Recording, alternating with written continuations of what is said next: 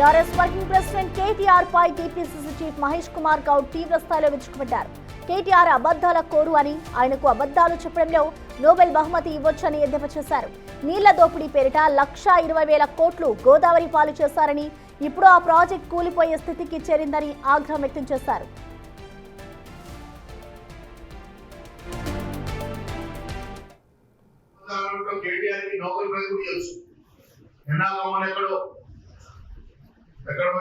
America పోయి Colombia business school మాట్లాడుతా ఉన్నాడు న్యూయార్క్ లో.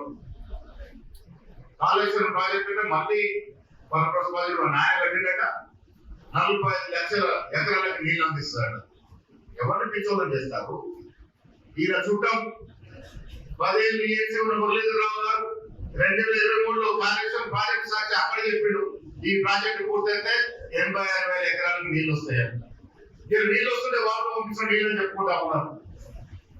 ఎల్లంపల్లి ప్రాజెక్టు ద్వారా ఆనాడు రాజశేఖర రెడ్డి గారు ఉన్నప్పుడు ప్రాణాంతక సేవల ప్రాజెక్టులో భాగంగా కట్టిన ప్రాజెక్టులో నీళ్ళు వస్తే ఆ నీళ్ళంతా కూడా కాంగ్రెస్ ప్రాజెక్టు ద్వారా వస్తా ఉన్నాయని బగాయిస్తా ఉన్నారు. అలాంటి ప్రాజెక్ట్ కూలిపోయే పరిస్థితి వచ్చింది.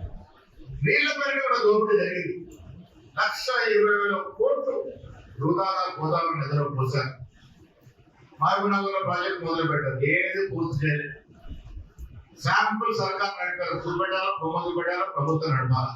10 ఏళ్ళు శాంపుల్ సర్కార్ నడిపించినటువంటి కేటీఆర్ ఇలా అమెరికాలో పోయి అబద్ధాలు ఆడుతా ఉన్నాడు. మిత్రులారా, కాంగ్రెస్ పార్టీ ఆడంబాలు బడా మాటలు చెప్పదు, చెప్పిన చిన్న మాటలను పూర్తి చేస్తుంది. అదే కాంగ్రెస్ పార్టీ ఉన్నట్టు అలవాటు. భాగంగానే 2023కు ఆనాడు బీసీ రేవంత్ రెడ్డి గారు సీఎం నాయకుడు బట్టి విక్రమార్క నేతృత్వంలో ఇచ్చినటువంటి మాటలు, ఇచ్చినటువంటి వార్తలు అన్ని కూడా ఇవాళ 8,2 లక్షల అప్పులో కేసీఆర్ కూర్చోబెట్టి పోయినా ఒక్కొక్కటిగా తీర్చుకుంటూ వస్తా ఉన్నాం.